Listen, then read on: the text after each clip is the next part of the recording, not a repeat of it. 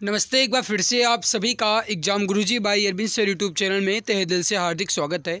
SSC GD constable भर्ती परीक्षा 2022-23 के लिए आपकी बेहतरीन लाजवाब क्लास स्टार्ट हो चुकी है। एंड माय डियर फ्रेंड्स, ये क्लास आपकी बहुत ही ज़्यादा खास है। जैसा कि आप जानते हैं कि आपके लिए बेहतरीन क्लास की सीरीज हो रही है मेरे प्यारे भाई, एक क्वेश्चन के बदले 3-4 क्वेश्चन वाली। तो आप इस वीडियो को शुरू से लेकर के अंत तक देखिएगा, आपको एग्ज़ाम में बहुत ही ज़्यादा हेल्प मिलेगी। तो चलिए मेरे प्यारे भाई, प्यारे मित्र, प्यारे बहन, आइए आज के इस बेहतरीन लाजवाब वीडियो की शुरुआत करते हैं। आपको बता दें कि इसमें आपके वही प्रश्न सम्मिलित किए गए हैं जो एसएससी जीडी कांस्टेबल की भर्ती परीक्षा में पूछे गए हैं, चाहे वो 2019 में पूछा गया हो, 21 में पूछा गया हो, 15 में पूछा गया हो या 2018 में पूछा गया हो। इसमें गाइज आपका पूरा का पूरा प्रीवियस ईयर क्वेश्चन पेपर है। चलिए शुरू करते हैं। आपके सामने गाइज क्वेश्चन है, इसके पहले मैंने 30 तक कंप्लीट कर लिया। 31 नंबर क्वेश्चन आज है। निम्नलिखित में से कौन सा 16 महाजनपदों में से एक नहीं था? अब जानते हैं गाइस कि 16 महाजनपदों में जो कामरूप है ये नहीं है, क्योंकि कुरु हो गया, कौशल हो गया, अंग हो गया, इसके अलावा गाइस मगध हो गया, काशी हो गया, वत्स, वज्जी और अवंती, मल्ल, पंचाल, चेदी, कुरु, मत्स्य, कंबोज, सूरसेन, अश्मक और गांधार, ये जो है ना मेरे प्यारे भाई, ये 16 महाजनपद हैं। ठीक है, तो कौन कौन से हैं आप इसको यहाँ पर देख लीजिएगा। आगे बढ़ते हैं। अगला प्रश्न आप सभी के सामने क्या कह रहा है? सिंधु घाटी सभ्यता के निम्नलिखित में से किस स्थल पर महान स्नानागार की खोज की गई थी? यानी कि महान स्नानागार जो है ये सिंधु घाटी में कहाँ पर मिला है? तो मेरे मित्र याद रखिएगा, इसका जो सही आंसर हो जाएगा वो हो जाएगा मोहनजोदड़ो। बी आंसर आपका बिल्कुल एग्जैक्ट सही हो जाएगा, मोहनजोदड़ो में मिला है। बी आंसर आपका करेक्ट आंसर हो जाएगा। इसको आप यहाँ पर देख लीजिएगा। इस कुछ इंपॉर्टेंट पॉइंट्स, जैसा कि मोहनजोदड़ो से नर्तकी की कांस्य मूर्ति मिली है। 3 मुख वाले देवता यानी कि पशुपतिनाथ की मूर्ति भी मोहनजोदड़ो से ही मिली है। इसके अलावा महान स्नानागार भी मोहनजोदड़ो से मिला है। गाइस कालीबंगा यानी कि जो अर्थ है काली रंगी की चूड़ियाँ राजस्थान में है। यहाँ से जुते हुए खेत और अग्नि पूजा के साक्ष्य मिले हैं। लोथल जो है गाइस यहाँ से चावल का पहला साक्ष्य मिला है। और बनवाली जो कि हरियाणा में है, ठीक है, यहाँ से मिट्टी से बना हल मिला है। ठीक है, मिट्टी से बना हल जो है ये बनवाली से मिला है, हरियाणा में है। इसको भी आप ध्यान में रखेंगे। अगला प्रश्न आप सभी के सामने क्या कह रहा है? अपने 5 वर्षीय पुत्र वीर नारायण की ओर से शासन करने वाली रानी दुर्गावती किस जनजाति से संबंधित थी? मेरे मित्र आपसे ये पूछा जा रहा है कि रानी दुर्गावती जो थी ये किस जनजाति से संबंधित थी। इस प्रश्न का जो सही आंसर हो जाएगा वो हो जाएगा गोंड जनजाति से। डी आंसर आपका करेक्ट आंसर हो जाएगा। और यहाँ पर आप देख लीजिए मेरे प्यारे भाई, जो गोंड जनजाति है ये गाइज संबंधित हैं गोंड जनजाति या गोंडवाना क्षेत्र से ही है गोंड जनजाति। ठीक है, और रानी दुर्गावती जो है ये मध्य प्रदेश से संबंधित थी और इनका जो मुख्य केंद्र था ये था गाइस मध्य प्रदेश का जबलपुर। ठीक है, अगला आगे बढ़ते हैं और अगला सवाल आपके सामने क्या कह रहा है इसको आप देख लीजिए। यहाँ पर सवाल है कि मुगल सम्राट शाह आलम द्वितीय ने ईस्ट इंडिया कंपनी को बंगाल प्रांत का दीवान किस वर्ष नियुक्त किया था? इस प्रश्न का सही आंसर हो जाएगा सन 1765 में। बी आंसर आपका करेक्ट आंसर हो जाएगा। यहाँ पर आप देख लीजिए मेरे प्यारे भाई, मुगल सम्राट शाह आलम द्वितीय ने ईस्ट इंडिया कंपनी को बंगाल का प्रांत दीवान सन 1765 में नियुक्त किया और सन 1764 के बक्सर के युद्ध में अंग्रेजों ने शाह आलम द्वितीय व शुजाउद्दौला को पराजित किया था। तो इसको भी आप ध्यान में रखेंगे, आपसे पूछा जा सकता है। अगला प्रश्न आप सभी के सामने, बाबर ने निम्न में से किस वर्ष में दिल्ली के सुल्तान को हराकर दिल्ली और आगरा पर कब्जा कर लिया था?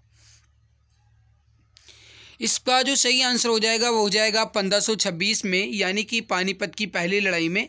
यहाँ पर आप देख लीजिए मेरे प्यारे भाई, कुछ इंपॉर्टेंट पॉइंट्स लिखे गए हैं, जैसे बाबर के ये कुछ प्रमुख युद्ध हैं। अब याद रखिएगा मेरे प्यारे भाई, जैसे पानीपत का जो प्रथम युद्ध है ये 1526 में हुआ था बाबर और इब्राहिम लोदी के बीच। जो पानीपत का गाइज दूसरा युद्ध हुआ ये 1556 में हुआ था। इसको भी आप ध्यान में रखेंगे। इसके अलावा गाइज यहाँ पर याद रखिएगा आपकी खानवा का युद्ध जो ये 1527 में हुआ था राणा सांगा और बाबर के मध्य। चंदेरी का युद्ध जो है गाइज ये 1528 में हुआ था बाबर और मेंदिनी राय के बीच। घाघरा का युद्ध जो है 1529 में हुआ था बाबर और अफगान शासकों के बीच। मेरे प्यारे भाई याद रखिएगा, कुछ यहाँ पर इंपॉर्टेंट ट्रिक्स आप सभी के सामने मैं रखने जा रहा हूँ। जैसे गाइज बाबर द्वारा लड़े गए और बाबर द्वारा द्वारा कुछ महत्वपूर्ण जो हैं वो आपको यहाँ पर बताने की कोशिश कर रहे हैं। मेरे प्यारे भाई याद रखिएगा, 27 को पानी पिया, 27 को पानी पिया, 28 को खाना खाया, 28 को खाना खाया, 29 को चल दिया और 30 को घर गया। 28 को गाइस चल दिया, 29 को घर गया और 30 को मर गया। कहने का मतलब ये है 26 को पानी पिया, 27 को खाना खाया, 28 को चल दिया, 29 को घर गया और 30 को मर गया। यानी 1526 में पानीपत का युद्ध, 1527 में खानवा का युद्ध, 1528 में चल दिया यानी चंदेरी का युद्ध, 1529 में घर गया यानी कि घाघरा का युद्ध और 1530 में यानी कि मृत्यु हो गई। बाबर की मृत्यु कब हुई? तो 1530 में हुई। इसको भी आप ध्यान में रखेंगे, हो सकता है कि आपसे पूछ लिया जाए। आगे बढ़ते हैं, अगला देखो। मौर्य साम्राज्य में तीर्थ यात्रियों पर लगाए जाने वाले कर का नाम क्या था? जो गाइस ये तीर्थ यात्रियों पर कर लगाया जाता था उसको हम किस नाम से जानते हैं? इसका जो सही आंसर हो जाएगा वो हो जाएगा यात्रा वेतन के नाम से। बी आंसर आपका करेक्ट आंसर हो जाएगा। कुछ इंपॉर्टेंट पॉइंट्स आप सभी के सामने हैं, जैसे मौर्य साम्राज्य में तीर्थयात्रियों पर लगाए जाने वाले कर को यात्रा वेतन कहा जाता था। मौर्य राजवंश ने 137 वर्ष तक भारत पर शासन किया। जो चाणक्य थे ये चंद्रगुप्त के दरबार में मंत्री थे और चाणक्य ने अर्थशास्त्र पुस्तक की रचना भी की है। यानी कि अर्थशास्त्र की जो रचना है ये किसने की मेरे प्यारे भाई? ये पूछा जाता है तो याद रखिएगा चाणक्य ने, जिनका दूसरा नाम विष्णुगुप्त भी था, या गाइस इनका एक और नाम था कौटिल्य। आपसे पूछा जा सकता है, पूरा आप याद रखिएगा। आगे बढ़ते हैं, अगला देखो। अलाउद्दीन खिलजी द्वारा लगाया गया खराज कर किसान की उपज के लगभग कितने % हिस्से के बराबर होता था? इसका जो सही आंसर हो जाएगा वो हो जाएगा लगभग 50% हिस्से के बराबर। मेरे प्यारे भाई याद रखिएगा यहाँ पर 50% हिस्सा होगा आपका। राइट आंसर हो जाएगा आपका ऑप्शन नंबर बी। कुछ इंपॉर्टेंट पॉइंट्स आप सभी के सामने, जैसे अलाउद्दीन खिलजी दिल्ली सल्तनत के खिलजी राजवंश का दूसरा शासक था। उसका साम्राज्य अफगानिस्तान से लेकर के उत्तर मध्य भारत तक फैला था। अलाउद्दीन खिलजी ने सेना में नगद वेतन व अस्थायी सेना की नींव रखी एवं भू राजस्व की दर बढ़ाकर के उपज का 1/2 भाग भी कर दिया। इसको भी आप ध्यान में रखेंगे। आगे बढ़ते हैं। भारतीय राष्ट्रीय कांग्रेस के पहले अधिवेशन का आयोजन मुंबई यानी कि तत्कालीन मुंबई में व्योमेश चंद्र बनर्जी की अध्यक्षता में कब किया गया था? याद रखिएगा गाइस, ये किया गया था दिसंबर 1885 में। कब किया गया था? दिसंबर 1885 में। डी आंसर आपका राइट आंसर हो जाएगा। कुछ इंपॉर्टेंट पॉइंट, जैसे कि गाइस अगर ये पूछा जाए कि जो भारतीय राष्ट्रीय कांग्रेस का द्वितीय अधिवेशन हुआ ये कब हुआ, तो ये हुआ था गाइस 1886 में, यानी कि 1886 में। और कहाँ पर हुआ? तो ये गाइस आप याद रखिएगा कलकत्ता में, ठीक है। और अगर ये पूछा जाता है आपसे कि जो इसकी अध्यक्षता है वो किसने की थी, तो आप बताएंगे दादा भाई नौरोजी ने। जो इसका तृतीय अधिवेशन हुआ ये 1887 में हुआ। और ये कहाँ पर हुआ? ये गाइस आपका मद्रास चेन्नई में हुआ और इसकी अध्यक्षता की थी बदरुद्दीन तैयब जी ने। जो चौथा अधिवेशन यानी चतुर्थ अधिवेशन हुआ ये 1888 में हुआ। कहाँ पर हुआ? ये आपका हुआ इलाहाबाद में। इसकी अध्यक्षता जॉर्ज यूले ने की। अगला प्रश्न आप सभी के सामने क्या कह रहा है? निम्नलिखित में से कौन सा शब्द भारत में मंदिर स्थापत्य कला से संबंधित नहीं है? मंदिर स्थापत्य कला से संबंधित नहीं है गाइस, द्रविड़, बेसर और नागर है, लेकिन उर्ध्वका जो है ये नहीं है। बी आंसर आपका जो है करेक्ट आंसर हो जाएगा, ठीक है। आगे बढ़ते हैं गाइस कि हड़प्पा कालीन स्थल रंगपुर भारत के किस वर्तमान राज्य में है? मेरे प्यारे भाई रंगपुर जो है ये कहाँ पर है? आपसे ये पूछा जा रहा है। रंगपुर जो है ना ये आपका एक हड़प्पा कालीन स्थल है और ये जो है ये है गुजरात में। कहाँ पर है? गुजरात में। बी आंसर आपका करेक्ट आंसर हो जाएगा। कुछ इंपॉर्टेंट पॉइंट, जैसे कि आप यहाँ पर देख लीजिए गाइस, जो कालीबंगा है ये राजस्थान में है, बनवाली जो है ये आपका हरियाणा में है और धौलावीरा जो है आपका ये गुजरात में है। तो आप ये 2-3 यहाँ पर जो लिखे गए हैं इसको पूरा आप अच्छे ढंग से याद कर लीजिएगा। अगला प्रश्न आप सभी के सामने, 1919 में जलियांवाला बाग हत्याकांड कहाँ हुआ था? गाइस याद रखिएगा 13 अप्रैल 1919 को जलियांवाला बाग हत्याकांड घटित हुआ। कब हुआ? 13 अप्रैल 1919 को। और ये हुआ था मेरे मित्र याद रखिएगा पंजाब के अमृतसर में। कहाँ पर हुआ था? पंजाब के अमृतसर में, ठीक है। तो पंजाब के अमृतसर में हुआ था। और दूसरी बात मेरे प्यारे भाई याद रखेंगे कि इसमें जो गोली चलाने का आदेश है ये ओ डायर ने दिया था। किसने दिया था? ओ डायर ने, ठीक है। तो आप इसको भी ध्यान में रखेंगे, हो सकता है कि आपसे पूछ लिया जाए। और इसका जो बदला लिया था या जलियांवाला बाग हत्याकांड में जो ओडायर की गाइस मृत्यु की थी, ये किसने की थी? तो याद रखिएगा गाइस, गोली मार करके हत्या कर दी गई थी सरदार ऊधम सिंह के द्वारा। किसके द्वारा? सरदार ऊधम सिंह के द्वारा। तो आप ये पूरा याद रखिएगा, हो सकता है कि आपसे पूछ लिया जाए।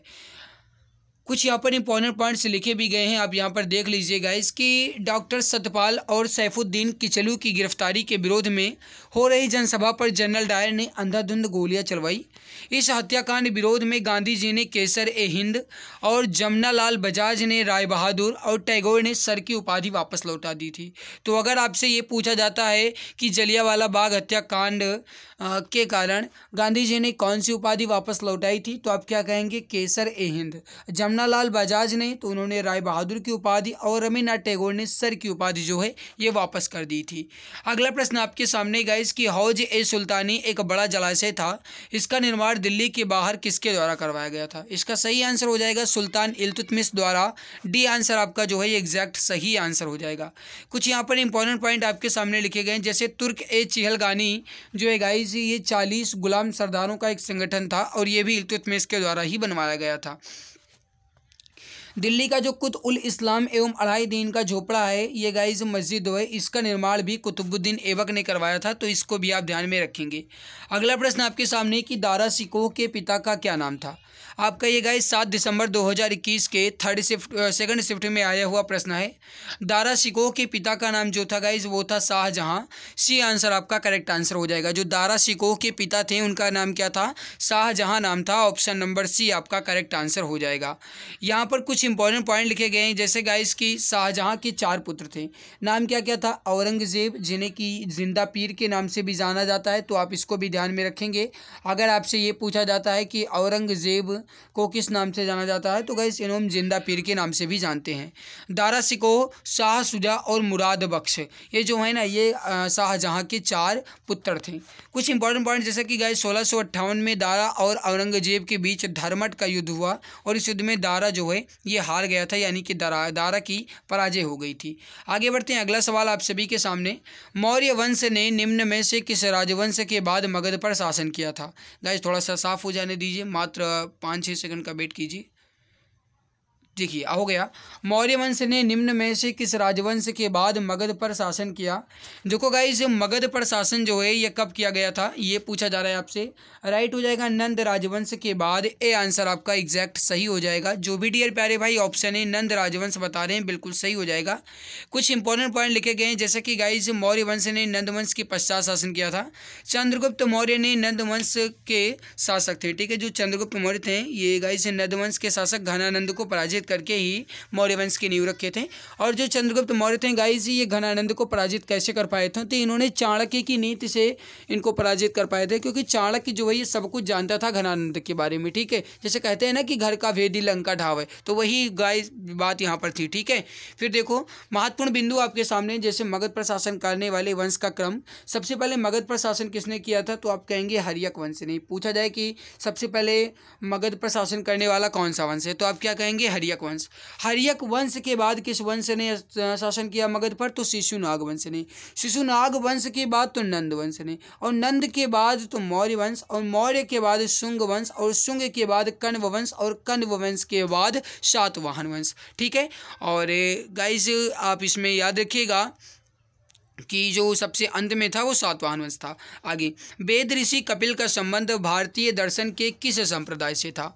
ये प्रश्न आपसे पूछा जा रहा है कि वेद ऋषि कपिल का संबंध भारतीय दर्शन के किस संप्रदाय से है। इस प्रश्न का सही आंसर हो जाएगा आपका, हो जाएगा सांख्य संप्रदाय से। जो भी हमारे प्यारे भाई बहन मित्र ऑप्शन नंबर सी सांख्य संप्रदाय बता रहे हैं, बिल्कुल सही आंसर हो जाएगा। मेरे प्यारे भाई कुछ इंपॉर्टेंट पॉइंट्स आप सभी के सामने हैं, जैसे कि योग दर्शन से संबंधित कौन है? तो वो है पतंजलि। न्याय दर्शन से कौन है? तो वो है गौतम। इसके अलावा माय डियर आप याद रखिएगा जो पूर्व मीमांसा से हैं वो है जैमिनी, और उत्तर मीमांसा से हैं वो है बादनारायण। तो आप इसको भी ध्यान में रखेंगे, हो सकता है कि आपसे पूछ लिया जाए। आगे बढ़ते हैं, अगला सवाल आप सभी के सामने। निम्नलिखित में से किस शासक ने दीन ए इलाही नाम से एक नई जीवन शैली या धर्म की शुरुआत की? किस शासक ने दीन ए इलाही नाम से एक नई जीवन शैली या धर्म की शुरुआत की? इस प्रश्न का सही आंसर हो जाएगा अकबर ने। ऑप्शन नंबर सी आपका करेक्ट आंसर हो जाएगा। कुछ यहाँ पर इंपॉर्टेंट पॉइंट लिखे गए हैं, जैसे कि गाइस 1582 में स्थापित इस धर्म से सभी धर्म के मूल तत्व एवं विचारों को सम्मिलित किया गया। दीन ए इलाही धर्म स्वीकार करने वाले प्रथम एवं अंतिम राजा जो थे या अंतिम जो शासक थे वो कौन थे गाइस, तो वो थे राजा बीरबल। ठीक है, तो अगर ये पूछा जाए कि जो दीन ए इलाही धर्म है इसे स्वीकार करने वाले पहले कौन थे, तो वो थे बीरबल, और अंतिम कौन थे, तो वो बीरबल ही थे। ठीक है, तो आप इसको भी ध्यान में रखेंगे, हो सकता है मित्र आपसे पूछ लिया जाए। मेरे प्यारे भाई, हमारी मेहनत आप सभी को कैसी लग रही है, प्लीज़ एक बार पहले कमेंट सेक्शन में कमेंट करके मुझे बता दीजिए, फिर आगे बढ़ते हैं। और जो भी प्यारे भाई बहन अभी तक क्लास को लाइक नहीं किए, मैं सभी मित्र पहले क्लास को लाइक कर दें। लॉर्ड रिपन द्वारा हंटर कमीशन की नियुक्ति किस वर्ष में की गई, सही आंसर हो जाएगा 1882 में, यानी 1882 में। यहाँ पर कुछ इंपॉर्टेंट पॉइंट्स आप सभी के सामने हैं, जैसे कि गाइस लॉर्ड रिपन द्वारा हंटर कमीशन की नियुक्ति 1882 में की गई। इस कमीशन का वास्तविक नाम जो था, यानी कि हंटर कमीशन का जो वास्तविक नाम था, ये था भारतीय शिक्षा आयोग। तो आपसे ये पूछा जाए कि हंटर कमीशन का एक रियल नाम क्या है, तो आप क्या कहेंगे, भारतीय शिक्षा आयोग। विलियम हंटर की अध्यक्षता के कारण ही इसका नाम जो है ये हंटर कमीशन बना था। ठीक है, और रिपन द्वारा 1881 में प्रथम कारखाना अधिनियम लाया गया। 1882 में इसी के कार्यकाल में वर्नाक्युलर प्रेस एक्ट को समाप्त कर दिया गया। मुगल बादशाह अकबर की मृत्यु निम्नलिखित में से किस वर्ष में हुई थी। आपसे ये पूछा जा रहा है कि अकबर की मृत्यु जो है ये कब हुई, आप इसका आंसर बताएंगे। तो इसका जो सही आंसर हो जाएगा मेरे मित्र वो हो जाएगा सन 1605 में। सी आंसर आपका करेक्ट आंसर हो जाएगा, 1605 में हुई थी। ठीक है, अब यहाँ पर कुछ गाइस आप याद रखिएगा, जैसे कि अगर ये पूछा जाए कि अकबर को कहाँ दफनाया गया, तो आप क्या कहेंगे मेरे प्यारे भाई, आगरा के पास एक सिकंदरा है, वहाँ पर अकबर को दफनाया गया। ठीक है, अकबर का जन्म 15 अक्टूबर 1542 में अमरकोट में हुआ था। बचपन का नाम इनका था जलाल। आपने सुना होगा, सावधान जलालुद्दीन मोहम्मद अकबर पधार रहे हैं, ये गाइस आपने सुना होगा ना। ये किस में सुना है, सीरियल में, जो अकबर बीरबल वाला सीरियल आता था ना, उसमें आपने देखा होगा। इनका जो राज्याभिषेक हुआ अकबर का, ये 1556 में हुआ। अब यहाँ पर अगर आप ध्यान दें मेरे प्यारे भाई, तो अगर आप 1556 और गाइस देखो यहाँ पर अगर देखो तो इनका जो राज्याभिषेक हुआ था ये गाइस 14 वर्ष की अवस्था में ही हो गया था। ठीक है, क्योंकि आपने देखा यहाँ पर कि जो गाइस इनका 42 में क्या हुआ, इनका जन्म हुआ, और 56 में, यानी कि 42 में अगर 14 जोड़ा जाए तो आपका क्या हो जाता है, 56 हो जाता है, यानी कि 14 वर्ष की अवस्था में इनका राज्याभिषेक हो गया था। तो आपसे कभी कभी ये भी पूछ लिया जाता है कि अकबर का राज्याभिषेक किस अवस्था में हुआ या कब हुआ, तो उनके जन्म के 14वें वर्ष बाद। ठीक है, पंजाब के कलानौर नामक स्थान पर हुआ था। अगला सवाल आपके सामने, निम्नलिखित में से किस राज्य में नाहरगढ़ किला स्थित है। मेरे मित्र याद रखिएगा, नाहरगढ़ किला जो है ये कहाँ पर है, ये पूछा जा रहा है आपसे। अब आप जानते हैं मित्र, ये आपका जीके का क्वेश्चंस है, ये आपको कोई रीजनिंग या मैथ नहीं है जो कि आपको समय दिया जाए, जीके है, जल्दी से बताते हुए आगे बढ़ना चाहिए। इसका सही आंसर हो जाएगा राजस्थान में, बी आंसर आपका एग्जैक्ट सही हो जाएगा। जो भी हमारे डियर प्यारे भाई मित्र ऑप्शन नंबर बी राजस्थान बता रहे हैं, बिल्कुल सही आंसर हो जाएगा। देखो, नाहरगढ़ किला राजस्थान के जयपुर में है। इस किले का निर्माण जो है ये सवाई जयसिंह ने करवाया। कुछ यहाँ पर इंपॉर्टेंट पॉइंट आपके सामने लिखे गए हैं, जैसे गोलकुंडा किला आंध्र प्रदेश में है, कांगड़ा किला जो है ये हिमाचल प्रदेश में है, जो पनहाला किला है गाइस ये कोल्हापुर में है, और अंबर किला जो है ये राजस्थान में है। आगे बढ़ते हैं, अगला सवाल आपके सामने, स्वतंत्रता मेरा जन्मसिद्ध अधिकार है और मैं इसे लेकर रहूंगा, ये नारा जो है ये किसने दिया था। ये आपका आया हुआ है एसएससी जीडी के परीक्षा में 8 दिसंबर 2021 के सेकंड शिफ्ट में। तो इसका आंसर आप देने की कोशिश कीजिए, और जो भी हमारे प्यारे भाई बहन चैनल पर पहली बार आए हैं, मैं सब्सक्राइब जरूर कर लेंगे। देखो गाइस, स्वतंत्रता मेरा जन्मसिद्ध अधिकार है, मैं इसे लेकर रहूँगा, ये कहा गया था बाल गंगाधर तिलक के द्वारा। ए आंसर आपका जो है करेक्ट आंसर हो जाएगा। कुछ इंपॉर्टेंट पॉइंट जैसे कि गाइस आप यहाँ पर ध्यान दीजिएगा, जो स्वतंत्रता मेरा जन्मसिद्ध अधिकार है और मैं इसे लेकर रहूँगा, ये नारा जो ये लोकमान्य बाल गंगाधर तिलक के द्वारा दिया गया था, और ये आज़ादी के समय जब गाइस आज़ादी की लड़ाई लड़ी जा रही थी उसी समय दिया गया था। कुछ यहाँ पर महत्वपूर्ण नारे लिखे गए हैं, जैसे कि गाइस जय हिंद का नारा जो है ये सुभाष चंद्र बोस ने दिया। वेदों की ओर लौटो यानी कि बैक टू द वेदास का नारा जो है ये दयानंद सरस्वती ने दिया। मारो फिरंगियों को, मारो फिरंगी, फिरंगी जो किसे कहा जाता था, ये अंग्रेजों को कहा जाता था। ठीक है, 1857 की क्रांति की बात है। तो ये गाइस मारो फिरंगियों को जो है ये किसने कहा था, ये मंगल पांडे ने कहा था। और संपूर्ण क्रांति का नारा जो है ये जय प्रकाश नारायण ने दिया था। तो आप इसको भी ध्यान में रखेंगे, हो सकता है कि आपसे पूछ लिया जाए। आगे बढ़ते हैं, अगला सवाल आपके सामने मित्र, निम्नलिखित में से कौन सी पुस्तक मेगस्थनीज द्वारा लिखित है। मेगस्थनीज ने कौन सी पुस्तक लिखी है, आपसे ये पूछा जा रहा है। मेरे प्यारे भाई, अगर आपको लगता है मैं मेहनत आपके लिए कर रहा हूँ, अपना जी जान शिद्दत लगा रहा हूँ, अपना कीमती समय आपके लिए खर्च कर रहा हूँ, तो गाइस आप हमारे इस मेहनत को और भी उत्साहित करने के लिए प्लीज़ अपने सभी मित्र तक क्लास को शेयर कर दीजिए। अपने हर एक प्यारे भाई बहन तक क्लास को ज़्यादा से ज़्यादा शेयर कीजिए, क्योंकि गाइस आपकी क्लास को लाइक एंड शेयर करने से मुझे मोटिवेशन मिलता है। तो प्लीज़ जो भी मित्र अभी तक क्लास को लाइक एंड शेयर नहीं किए, मैं प्लीज़ लाइक तो कर ही देंगे, शेयर करना गाइस बहुत ही अच्छी बात है। आप शेयर ज़रूर कीजिएगा ताकि गाइस मैं आपका कृतज्ञ मानूं। तो यहाँ पर देखो, मेगास्थनीज ने इंडिका नामक पुस्तक लिखी है। अर्थशास्त्र जो है ये गाइस चाणक्य के द्वारा लिखा गया है। जैसे कुछ यहाँ पर दिया गया है, देख लो। नेचुरल हिस्ट्री नामक पुस्तक के जो लेखक है वो है प्लिनी। अर्थशास्त्र के तो वो है चाणक्य। पेरिलिप्स ऑफ द एरिथ्रियन सी के पुस्तक जो है गाइस इसके हैं विलियम एच स्कॉफ। ठीक है, अगला देखो यहाँ पर कुछ इंपॉर्टेंट है। जैसे पानीपत की तीसरी लड़ाई को लड़ी गई थी, यानी पानीपत की तीसरी लड़ाई जो है ये कब लड़ी गई थी, ये आपसे पूछा जा रहा है मेरे प्यारे भाई। जो पानीपत की प्रथम लड़ाई हुई ये आपका 1526 में हुआ। ठीक है, और सॉरी 1527 में हुआ है ना, 1526 में ही हुआ है, सॉरी 1526 में पानीपत की प्रथम लड़ाई हुई। 1527 में तो गाइस खानवा का युद्ध हुआ था। तो 1526 में पानीपत की प्रथम लड़ाई हुई।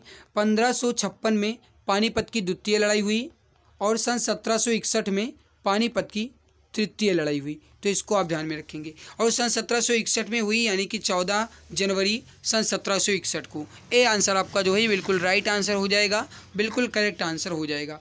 अब यहाँ पर कुछ इंपॉर्टेंट पॉइंट लिखे गए हैं, यहाँ पर लिखा भी गया है, देख लो गाइस। जैसे पानीपत का प्रथम 1526 में, द्वितीय 1556 में, प्लासी का युद्ध सन 1757 में, बक्सर का युद्ध 1764 में। यहाँ पर अगला प्रश्न आपके सामने क्या कह रहा है, स्थापत्य कला की एक शैली है जिसमें नागर और द्रविड़ शैली के तत्वों का समावेश है। कौन सी एक ऐसी शैली है जिसमें नागर और द्रविड़ शैली के तत्वों का समावेश किया गया है। इस प्रश्न का सही आंसर जो हो जाएगा आपका वो हो जाएगा गाइस बेसर शैली। सी आंसर आपका एग्जैक्ट सही हो जाएगा। जो भी डियर प्यारे भाई ऑप्शन नंबर सी बता रहे हैं बिल्कुल सही आंसर हो जाएगा। कुछ इंपॉर्टेंट पॉइंट यहाँ पर लिखे गए हैं। जैसे भारत में मंदिर स्थापत्य की दो प्रमुख शैलियाँ हैं, एक है उत्तर में नागर शैली और दूसरी है दक्षिण में द्रविड़ शैली। आगे बढ़ते हैं। दिल्ली में लाल किले का निर्माण निम्नलिखित में से किसने कराया था। आपसे ये पूछा जा रहा है कि जो लाल किले का निर्माण है ये किसने करवाया। ये आपका आया हुआ है 8 दिसंबर 2021 के थर्ड शिफ्ट में। तो ये गाइस ये लाल किले का निर्माण जो है ये किसने करवाया था, आप सभी जानते हैं शाहजहां ने करवाया था। ए आंसर आपका जो है बिल्कुल राइट आंसर हो जाएगा। अब यहाँ पर कुछ इंपॉर्टेंट पॉइंट आप सभी के सामने, जैसे अलाई दरवाजा हो गया, हजार खंबा महल हो गया, इसका निर्माण जो है ये करवाया था गाइस अलाउद्दीन खिलजी ने। न्याय की जंजीर जो है इसका जो निर्माण है ये करवाया था गाइस जहांगीर ने। या न्याय का जंजीर किसे कहा जाता था, तो ये जहांगीर को कहा जाता था। आपसे ये भी पूछा जा सकता है। बीबी का मकबरा जो है गाइस ये आपका औरंगजेब ने करवाया। बुलंद दरवाजा का निर्माण जो है ये करवाया था अकबर ने। ठीक है, आगे बढ़ते हैं। सन 1757 में प्लासी का युद्ध हुआ और इसे जीता किसने। जो प्लासी का युद्ध हुआ ये सन 1757 में हुआ और इसे जीता था guys British east India company ने। किसने जीता, ब्रिटिश ईस्ट इंडिया कंपनी ने। ए आंसर आपका एग्जैक्ट सही हो जाएगा। यहाँ पर गाइस आप याद रखिएगा, जैसे कुछ इंपॉर्टेंट पॉइंट्स हैं। जैसे प्लासी का युद्ध अंग्रेजों की तरफ से रॉबर्ट क्लाइव एवं बंगाल के नवाब सिराजुद्दौला के बीच हुआ और जीत के परिणाम स्वरूप अंग्रेजों ने बंगाल की गद्दी पर मीर जाफर को बैठा दिया था। आगे बढ़ते हैं। 1722 में आगरा की सूबेदारी निम्नलिखित में से किस व्यक्ति को दी गई थी। 1722 में आगरा की जो सूबेदारी है ये दी गई थी गाइस राजा सवाई सिंह को। किसको दी गई थी, सवाई राजा जय सिंह को। तो क्या हो जाएगा, सवाई राजा जय सिंह, यानी डी आंसर आपका करेक्ट आंसर हो जाएगा। ऑप्शन नंबर डी आपका एग्जैक्ट सही आंसर हो जाएगा। कुछ इंपॉर्टेंट पॉइंट जैसे कि गाइस आगरा शहर की स्थापना जो वही 1504 में हुई। किसने की, तो सिकंदर लोदी ने की और अपनी राजधानी दिल्ली से आगरा स्थानांतरित किए। अगला कि निम्नलिखित व्यक्तियों में से कौन 1870 ईस्वी में भारतीय लोक सेवा के पहले भारतीय सदस्य थे। भारतीय लोक सेवा के पहले भारतीय सदस्य थे, यानी कि गाइस कहा जाए तो आपने पढ़ा होगा भारतीय लोक सेवा की प्रथम परीक्षा जो पास करने वाले थे वो कौन थे, तो वो सत्येंद्रनाथ टैगोर ही थे। डी आंसर आपका जो है ये बिल्कुल राइट आंसर हो जाएगा। ये गुरुदेव रविन्द्रनाथ टैगोर के बड़े भाई थे, इसको भी आप ध्यान में रखेंगे। ठीक है, और भारत में जो सिविल सेवा की नींव रखी है ये किसने रखी है, अगर आपसे ये पूछा जाता है तो आप कहेंगे वारेन हेस्टिंग्स ने। किसने रखी भैया, वारेन हेस्टिंग्स ने। ठीक है, इसीलिए भारत में सिविल सेवा का जनक जो है, यानी कि गाइस आप जिसे कहते हो यूपीएससी की परीक्षा, तो इसका जो जनक है ना ये माना जाता है गाइस, किसको माना जाता है, तो लॉर्ड कॉर्नवालिस को। ठीक है, हालांकि इनके आगे हम लॉर्ड लगा सकते हैं क्योंकि इन्होंने कुछ अच्छे अच्छे काम किए थे। अगला, 1920 के दशक की शुरुआत में एक उग्रवादी गुरिल्ला आंदोलन आंध्र प्रदेश की किस पहाड़ी में फैल गया था? राइट हो जाएगा गुडेम पहाड़ी में। सी आंसर आपका एग्जैक्ट सही हो जाएगा। जो भी हमारे डियर प्यारे भाई मित्र गुडेम पहाड़ी बता रहे हैं बिल्कुल सही आंसर हो जाएगा। अब यहाँ पर गाइस कुछ इंपॉर्टेंट पॉइंट्स आपके सामने लिखे गए हैं, जैसा कि देख लो, गुडेम विद्रोह के जो नेता थे ये अल्लूरी सीताराम राजू थे। ठीक है, और ये विद्रोह जो है ये अंग्रेज़ों के विद्रोह था। आपसे ये भी पूछा जा सकता है। अगला, मार्को पोलो 1292-94 के मध्य कहाँ से भारत आया था? मार्को पोलो जो है ये 1292-94 के मध्य जो है ये आया था गाइज वेनिस से भारत। ठीक है, कहाँ से आया था? वेनिस से आया था। डी आंसर आपका राइट हो जाएगा। यहाँ पर आप याद रखिएगा मेरे प्यारे भाई, कुछ इंपॉर्टेंट पॉइंट्स लिखे गए हैं। जैसे अगर ये पूछा जाए इब्न बतूता कहाँ से आया था, तो ये मोरक्को से आया था। फयान कहाँ से आया था? चीन से। मेगस्तनी यूनान से। अलबरूनी जो है गजनी से आया था। निम्नलिखित में से कौन सा उपवेद ऋग्वेद से संबंधित है? आपसे ये पूछा जा रहा है कि इसमें कौन सा उपवेद ऋग्वेद से संबंधित है। मेरे प्यारे भाई इसमें जो आयुर्वेद है ना ये ऋग्वेद से संबंधित है। राइट हो जाएगा आपका ऑप्शन नंबर सी आयुर्वेद। कुछ इंपॉर्टेंट पॉइंट जैसे कि गाइज आप याद रखिएगा, आयुर्वेद ऋग्वेद का ही उपवेद है। ऋग्वेद को सबसे प्राचीन वेद माना जाता है। सबसे पूछ लिया जाए सबसे पुराना वेद कौन सा है, तो आप क्या कहेंगे? ऋग्वेद है। ठीक है, और वेद गाइस जो है ये आपका उपवेद है। यजुर्वेद धनुर्वेद हो जाएगा। सामवेद जो इसमें आपका गंधर्व वेद है, और अथर्ववेद आपका हो जाएगा स्थापत्य वेद। अगला आपके सामने कि चोल शिलालेखों में विद्यापीठों के लिए उपहार में दी गई भूमि का उल्लेख किस नाम से किया गया है? इसका जो सही आंसर हो जाएगा वो हो जाएगा सालभोग के नाम से। डी आंसर आपका करेक्ट आंसर हो जाएगा। कुछ इंपॉर्टेंट पॉइंट्स आप सभी के सामने, जैसा कि आप यहाँ पर देख लो क्या लिखा गया है। वैसे आप यहाँ पर देख लीजिए, लिखा गया है जैसे कि तिरुनमट्टकानी जो है ये मंदिरों में उपहार दी जाने वाली भूमि को कहा जाता था। ठीक है, चोल शासकों में। और जो गाइस बेलन गवाई है ये गैर ब्राह्मणों को किसान स्वामी भूमि के रूप में दिया जाने वाली भूमि को कहा जाता था। जो पल्ली छद्दम है ये जैन संस्थानों को दान में दी गई भूमि को कहा जाता था। आगे बढ़ते हैं। दिलवाड़ा और जरग्गा पर्वत चोटियाँ निम्नलिखित में से किस राज्य में हैं? दिलवाड़ा जरग्गा पर्वत चोटियाँ जो हैं ये आपके राजस्थान में हैं। सी आंसर आपका राइट हो जाएगा। और कुछ इंपॉर्टेंट पॉइंट जैसे कि मांडो पहाड़ियाँ ये गुजरात में है। सद्भावना शिखर आपका मध्य प्रदेश में है। जरगा पहाड़ी जो है ये आपका राजस्थान में है। आगे बढ़ते हैं। 712 ईस्वी में भारत पर हुए अरब आक्रमण का नेतृत्व जो है किसने किया था? जो अरब आक्रमण हुआ इसका नेतृत्व जो है गाइस ये किया गया था मोहम्मद बिन कासिम द्वारा। बी आंसर आपका एग्जैक्ट सही आंसर हो जाएगा। यहाँ पर आप कुछ इंपॉर्टेंट पॉइंट देख लीजिए, जैसे मोहम्मद बिन कासिम भारत पर आक्रमण करने वाला प्रथम अरबी था। ठीक है, जो प्रथम गाइस था वो कौन था? मोहम्मद बिन कासिम ही था जिन्होंने भारत पर आक्रमण किया था। तो अगर आपसे ये पूछा जाता है कि भारत पर सबसे पहले आक्रमण किसने किया था, तो आप क्या कहेंगे? मोहम्मद बिन कासिम ने। कब किया था मेरे प्यारे भाई? तो आप कहेंगे 712 में, यानी 20 जून 712 ईस्वी को। और गाइस कासिम और राजा दाहिर के बीच युद्ध हुआ जिसमें दाहिर जो है ये पराजित हो गया, यानी दाहिर की हार हो गई थी। ठीक है, चलिए भैया आगे बढ़ते हैं। अगला सवाल आपके सामने। बाल गंगाधर तिलक को वैलेंटाइन चिरोल द्वारा किस रूप में वर्णित किया गया? जो बाल गंगाधर तिलक हैं इनको गाइज वैलेंटाइन चिरोल द्वारा क्या नाम दिया गया? इनको नाम दिया गया था guys father of Indian unrest, यानी भारतीय अशांति का जनक। बाल गंगाधर तिलक को भारतीय अशांति का जनक भी कहा जाता है। तो बी आंसर आपका जो है करेक्ट आंसर हो जाएगा। जैसे कि कुछ इंपॉर्टेंट पॉइंट लिखे गए हैं, आप यहाँ पर देख लीजिए मेरे प्यारे भाई, आपसे पूछा जा सकता है। मेरे प्यारे भाई याद रखिएगा, जो बाल गंगाधर तिलक हैं ये गरम दल के एक अग्रणी नेता थे। इसी वजह से गाइस इनको वैलेंटाइन चिरोल ने बाल गंगाधर तिलक को भारतीय शांति का जनक कहा है। शांति प्रिय व्यक्ति जो है ये लाल बहादुर शास्त्री को कहा जाता है। ठीक है, आपसे पूछा जा सकता है। क्रांतिकारी विचारों के जनक जो है ये किसको कहा जाता है? तो आप कहेंगे बिपिन चंद्रपाल को। और भारत का वयोध पुरुष जो है ये किसको कहा जाता है? तो ये दादा भाई नौरोजी को कहा जाता है। बंगाल की दीवानी किस वर्ष ईस्ट इंडिया कंपनी को हस्तांतरित हुई थी? राइट हो जाएगा आपका, वो हो जाएगा गाइस यहाँ पर सन 1765 में, यानी सी आंसर आपका एग्जैक्ट सही आंसर हो जाएगा। यहाँ पर आपका पॉइंट्स क्या लिखा गया है उसको आप देख लीजिए। जैसा कि आप यहाँ पर देख पा रहे हैं मेरे प्यारे भाई, बंगाल की दीवानी जो है सन 1765 में ईस्ट इंडिया कंपनी को हस्तांतरित करके हुई थी। तत्कालीन मुगल बादशाह शाह आलम द्वितीय उस समय थे। सन 1764 में हुए बक्सर के युद्ध में अवध के नवाब को से पराजित होने के कारण कंपनी ने इलाहाबाद यानी प्रयागराज के समीपवर्ती क्षेत्रों पर भी कब्जा कर लिया था। महात्मा गांधी ने 12 मार्च 1930 को नमक आंदोलन यानी साल्ट मूवमेंट या साल्ट मार्च की शुरुआत जो है ये कहाँ से की थी? जो गाइस नमक आंदोलन की शुरुआत की गई ये 12 मार्च 1930 से की गई और ये कहाँ से की गई, ये की गई थी साबरमती आश्रम से। ए आंसर आपका राइट हो जाएगा।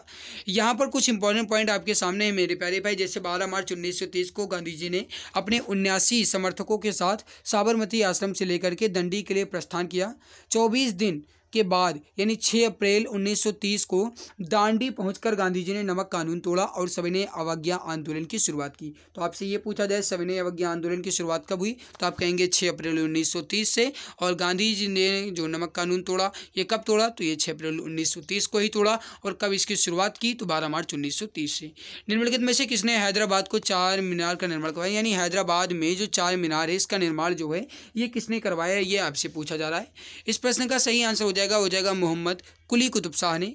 डी आंसर आपका एग्जैक्ट सही आंसर हो जाएगा। यहाँ पर आप याद रखिएगा मेरे प्यारे भाई, जो मोहम्मद कुली कुतुब शाह हैं इन्होंने गोलकुंडा के कुतुब शाही वंश का 5वां सुल्तान थे। हैदराबाद शहर की जो नींव है ये मोहम्मद कुली कुतुब शाह के द्वारा ही रखी गई थी। अगला कि अशोक के कंधार अभिलेखों की खोज जो है किस वर्ष में की गई, इसका आंसर आपको वीडियो के नीचे कमेंट बॉक्स में बताना है। नहीं जानते हैं कोई बात नहीं, मैं आपको कल बता दूंगा, ठीक है मेरे प्यारे भाई। हमारी मेहनत आप सभी को कैसे लगी प्लीज़ कमेंट्स में ज़रूर बताइएगा।